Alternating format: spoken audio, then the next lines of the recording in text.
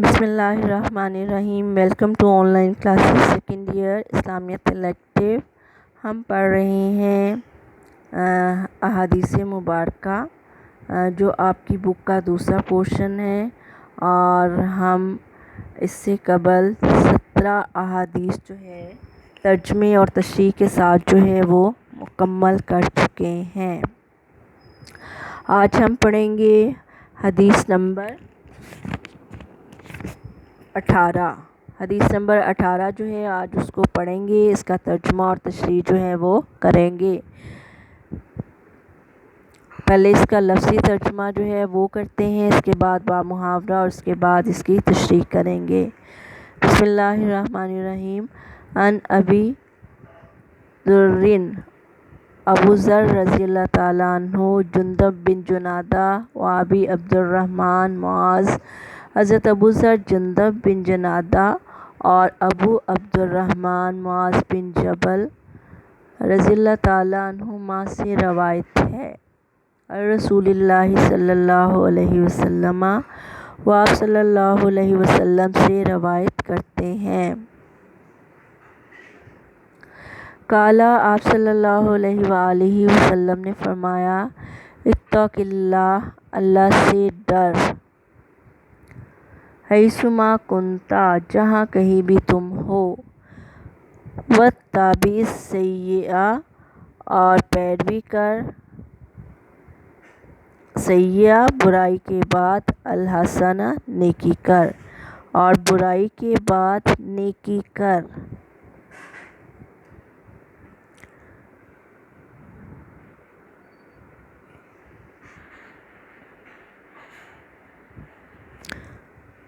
وہ اس کو مٹا دے گی۔ وخالق الناس، اور لوگوں سے برتاؤ کر، سلوک کر، بخلق حسن، اچھا برتاؤ۔ رواہ الترمذی، اسے ترمذی نے روایت کیا ہے۔ وقال، اور کہا ہے، حدیث حسن، یہ حدیث حسن ہے۔ اور وفی بعض النسخ، اور بعض نسخوں میں ہے، حسن صحیح، یہ حدیث حسن صحیح ہے۔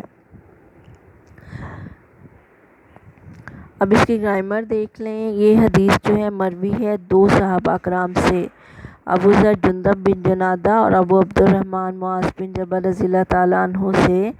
آپ صلی اللہ علیہ وسلم سے روایت کرتے ہیں، قالا، فعل ماضی معروف، صیغہ واحد مذکر غائب۔ اتق اللہ، اتقی، یہ کیا ہے گرامر کی روح سے؟ اس میں حکم دیا جا رہا ہے ڈر۔ یہ ہے فعل امر ہے، صیغہ واحد مذکر حاضر ہے۔ حیثما کنتا، جہاں کہیں تم ہو۔ واتبع، اور پیروی کر، یہ بھی فعل امر ہے، اور اس کے بعد ہے تمحوہا، اس کو مٹا دے گی، یہ فعل مضارع معروف ہے، واحد مؤنث غائب۔ وخالق الناس، اور لوگوں سے مل، خالق، یہ بھی فعل امر کا صیغہ ہے۔ بخلق حسن، بازر بھی جو ہے وہ حروف جارہ میں سے ہے۔ اسے ترمذی نے روایت کیا ہے۔ اب اس کے بامحاورہ ترجمہ کی طرف جو ہے وہ آتے ہیں۔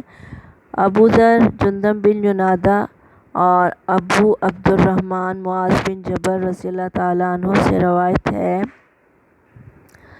وہ دونوں صحابہ نبی کریم صلی اللہ علیہ وآلہ وسلم سے روایت کرتے ہیں، تو آپ صلی اللہ علیہ وسلم نے فرمایا، اتق اللہ حیثما کنتا، تم جہاں کہیں بھی ہو اللہ سے ڈرتے رہو۔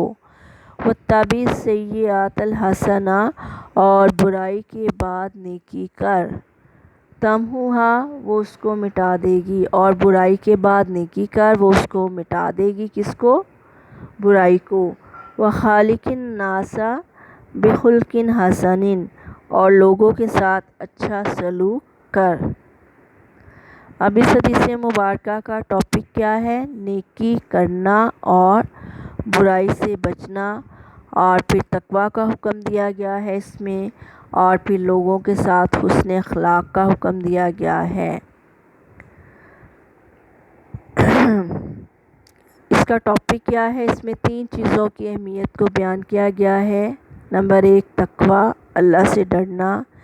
نمبر 2 نیکی کرنا اور برائی سے بچنا، نمبر 3 حسن اخلاق کا جو ہے حسن خلق کا حکم دیا گیا ہے۔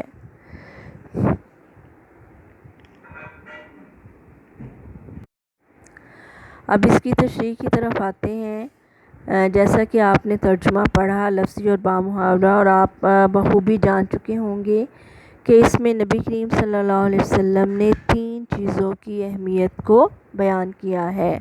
سب سے پہلے اتق اللہ، اللہ سے ڈرنے کا حکم دیا ہے۔ اللہ سے ڈرنا کیا ہے؟ تقوی اختیار کرنا۔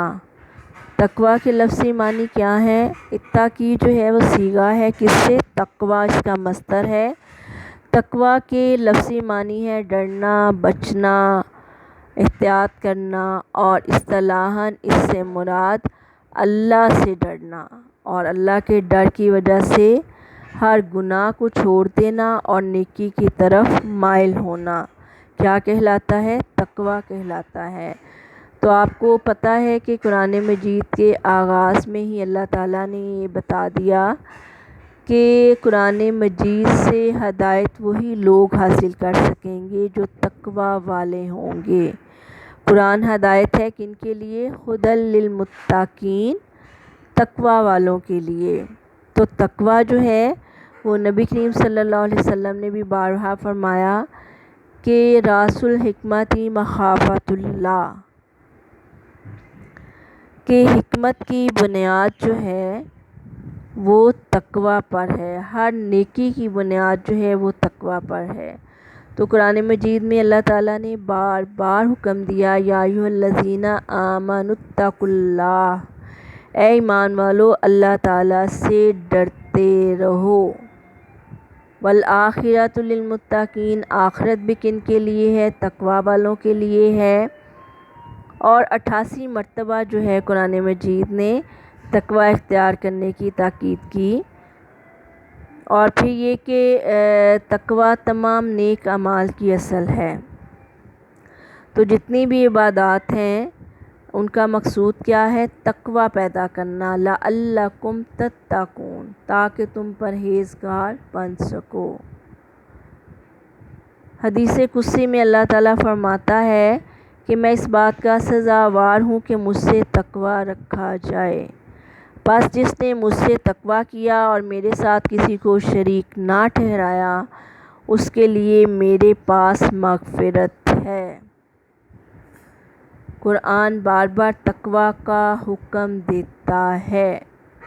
تقوی کیا ہے؟ انسان کے دل میں اللہ تعالیٰ کا خوف ہو اور اس کی وجہ سے اتنی عاجزی پیدا ہو جائے کہ وہ ہر چھوٹے سے چھوٹے گناہ سے بھی اللہ کے ڈر کی وجہ سے احتیاط کرے، بچے، اور چھوٹی سی چھوٹی نیکی کرنے سے بھی گریز نہ کرے، اور ہر کام جو ہے وہ اللہ کے حکم کے مطابق سر انجام دے۔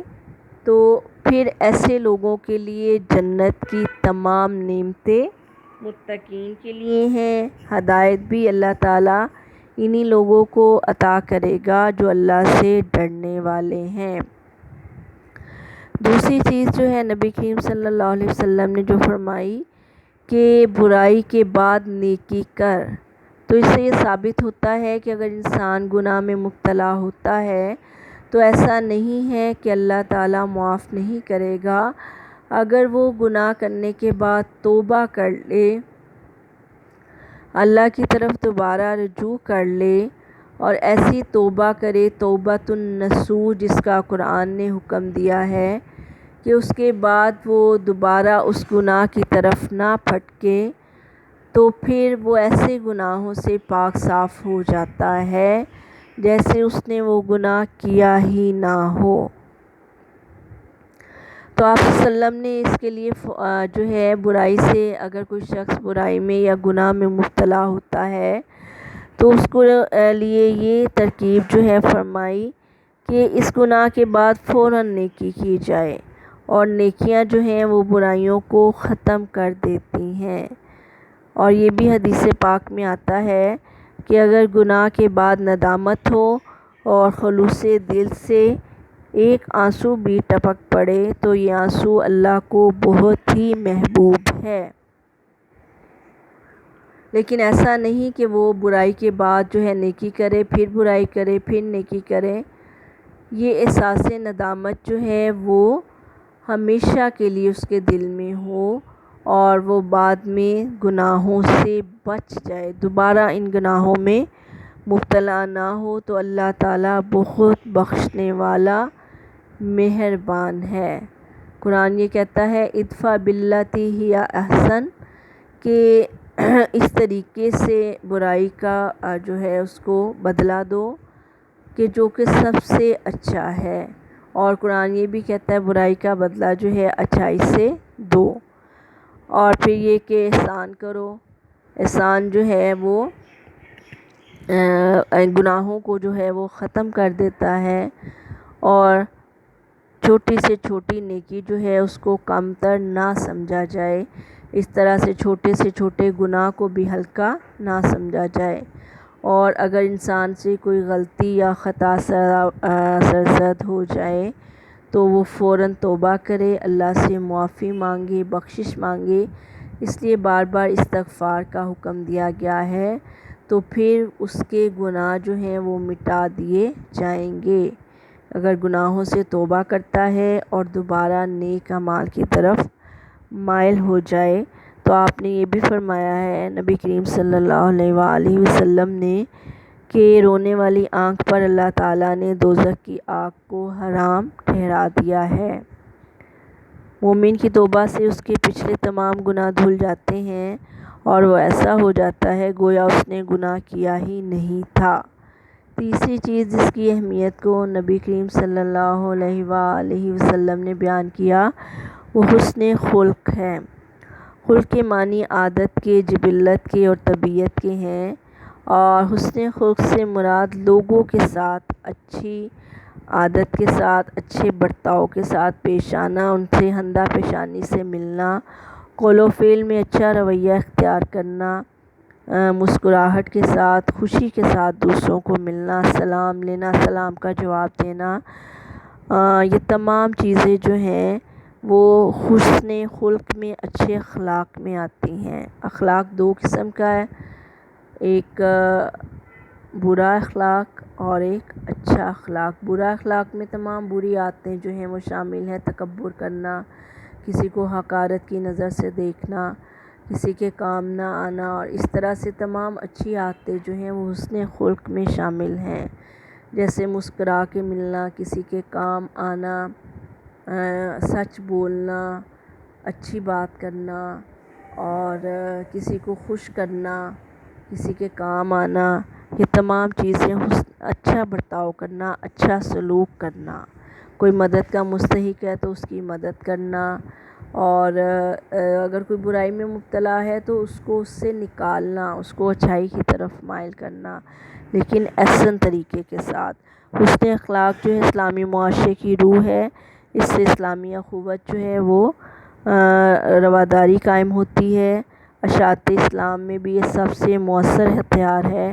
ابتدائے اسلام میں بہت سے لوگ جو ہیں وہ حسن خلق سے متاثر ہو کر حلقہ بگوش اسلام ہوئے۔ نبی کریم صلی اللہ علیہ وسلم نے فرمایا تم میں سے بہترین وہ ہیں جن کے اخلاق سب سے اچھے ہیں، احسنکم خلقا، تم میں سے بہترین وہ ہے جس کے اخلاق سب سے اچھے ہیں۔